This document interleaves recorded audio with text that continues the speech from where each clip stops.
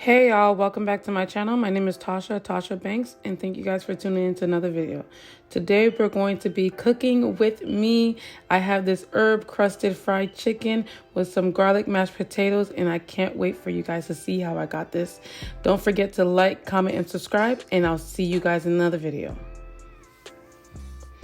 So we're going to start by saying all the ingredients. I have some chicken breast right over here, some rustic potatoes, some lemon juice, vinegar, fresh lemons, salt, onion powder, oregano leaves, crushed red pepper, some garlic powder, some chicken seasoning, some chopped onions, rotisserie chicken seasoning, cayenne pepper, ground black pepper, some garlic and herb breadcrumbs, and I also have flour, I forgot to show that, an egg, some salted butter, some fresh garlic cloves, thyme, corn oil, chicken broth. You're also going to need some milk and some garlic and herb spread.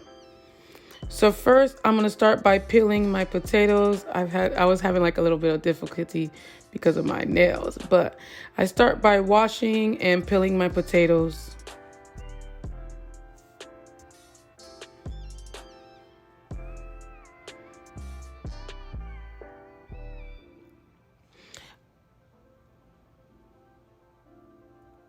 I always place my potatoes in cold water just because I like it to cook evenly. So when you start with cold water, it cooks pretty evenly.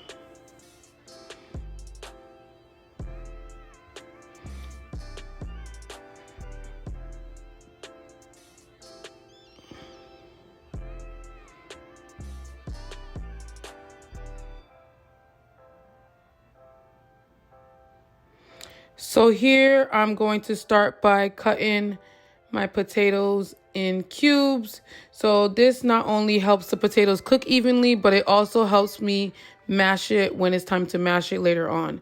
So cutting it in cubes, pretty large, it's not that small, helps me get an even cooking process and also helps me mash them easily later on, because I'm not going to be using like a potato masher. I'm just going to be using like a nice spoon.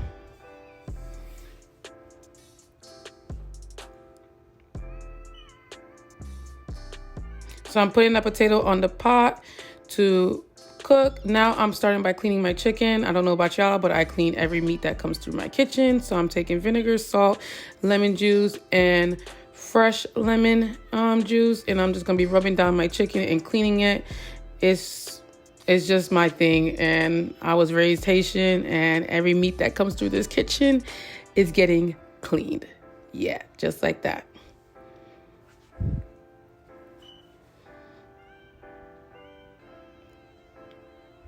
If y'all want to, y'all can skip this step, but eat at your own risk.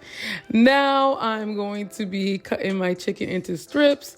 So I didn't want them to be that big, so I started cutting them into strips, and then I'm going to butterfly them, and I'm going to show you guys how I do that.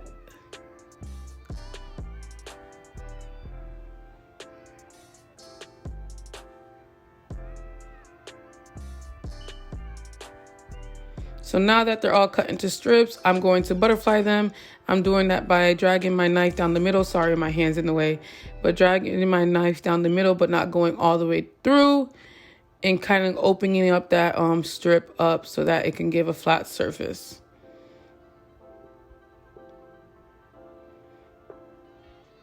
So you see how that became like a flat surface and it kind of looking like a cutlet. I'm going to continue to do that for the rest of them. So once again, I'm dragging my knife down the middle, not making sure I don't go all the way through, and filleting that right open.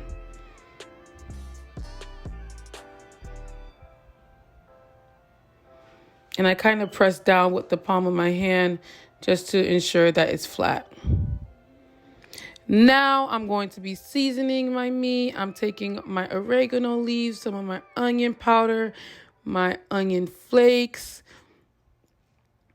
some rotisserie chicken seasoning, black pepper, some red pepper flakes. I added more because I really like red pepper flakes and I like spicy food. I'm taking some garlic powder, cayenne pepper,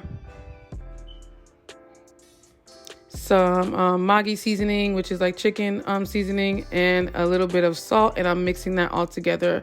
The key is to really season this part of the chicken because you really want that flavor to be in that chicken. So yeah, I went back and added some more cayenne pepper and red pepper flakes because I like it spicy, but you gauge it to what you like. So yep, nice and seasoned. Next, I'm going to be doing my breading station. So I have my breadcrumbs, my flour, and my eggs. Now I'm beating my eggs. You'll see that I beat my eggs really, like a lot because I want to break down that protein. I want them to be as liquefied. How do you say that? Liquefied? I want to be as liquidy as possible. And I'm also squeezing half a lemon into that just to break down that protein even more. And it also adds a nice flavor to it.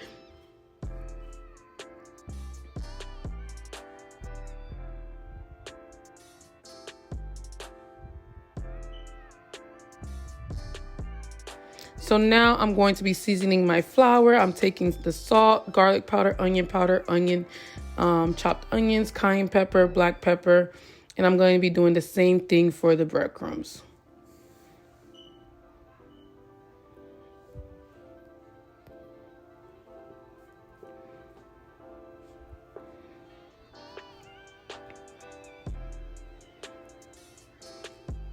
So I'm doing the same thing for the breadcrumbs, adding all that seasoning, making sure that I'm seasoning every step of the way.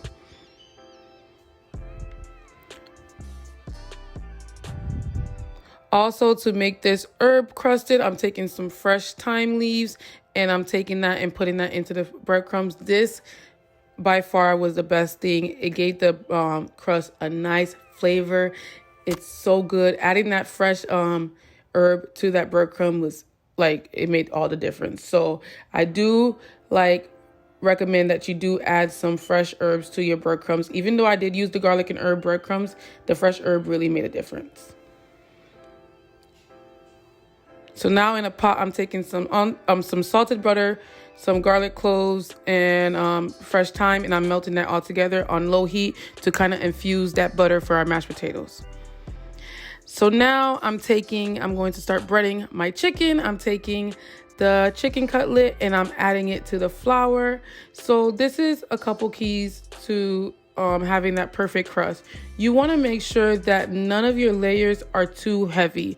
So when I put it into the flour and then I put it into the eggs and then I put it into the breadcrumbs, I'm making sure I'm tapping off all that excess and making sure I'm having a nice even coating throughout. So I don't like any clumps. I'm making sure I'm rotating my hands, keeping my dry hands with the dry ingredients and keeping my wet hands with the wet ingredients to ensure that my crust is nice and even though I didn't do it just now, but you see how I switched my hand to making sure that my crust is nice and even. And you see how those eggs are not too coagulated and it's nice and liquidy. That's what you want.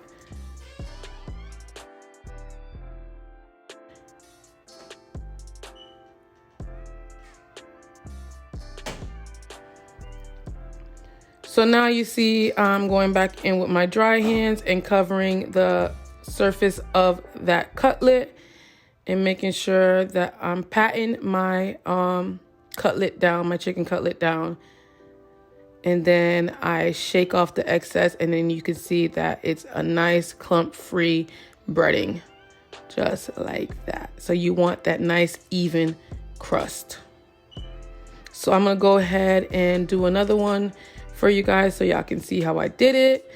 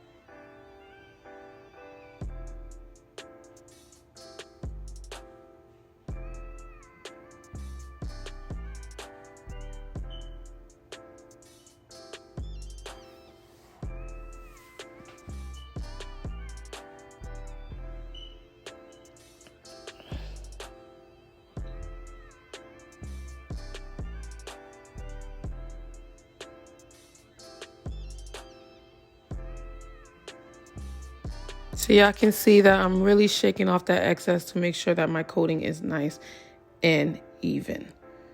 So I'm pressing that in, covering that surface area, and then pressing it in, ensuring that I don't get no clumps, turning it around and doing the same thing for the other side, and then shaking off that excess.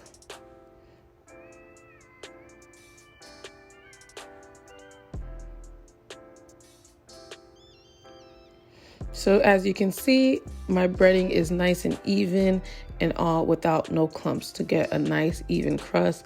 And then I'm gonna show you my hands, how even my hands don't have any clumps. So now I'm gonna start frying. I fried at like a medium to high heat just to ensure that it's gonna be nice and brown, but also cooked inside. I also put these in a 350 oven for about 10 minutes after I cooked them, just to ensure that they were cooked all the way through.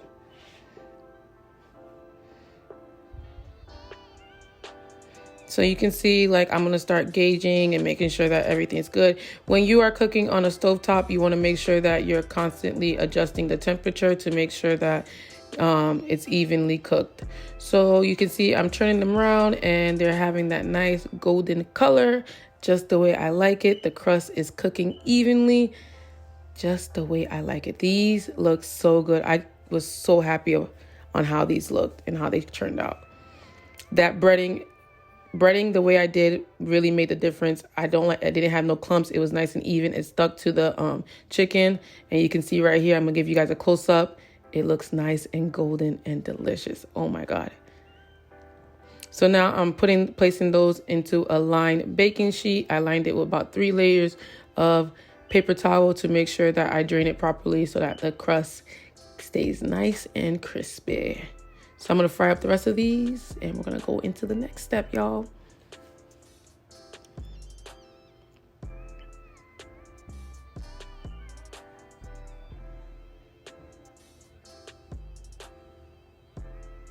So now it's time for the mashed potatoes. I drained my potatoes and I put them back into that hot pot.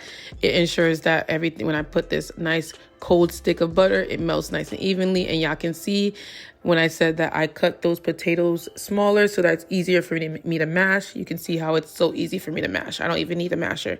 Now I'm taking that infused butter that we made earlier and I'm adding that to the pot.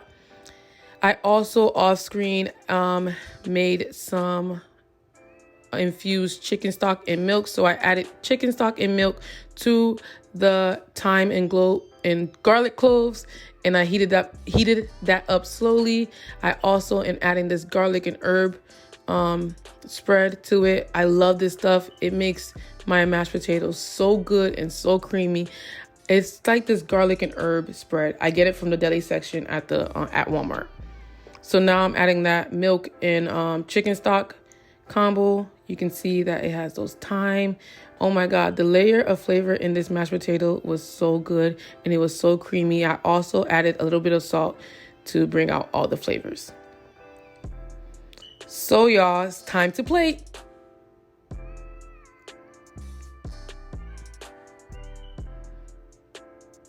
So here you have it, y'all. My herb crusted chicken with my garlic and herb mashed potatoes. These was so good, y'all. This was so good. I loved making this video. Please let me know if you guys like this video. Don't forget to like, comment, and subscribe, and I'll see you guys in another video. Please enjoy and let me know if you guys did this recipe at home. Bye, y'all.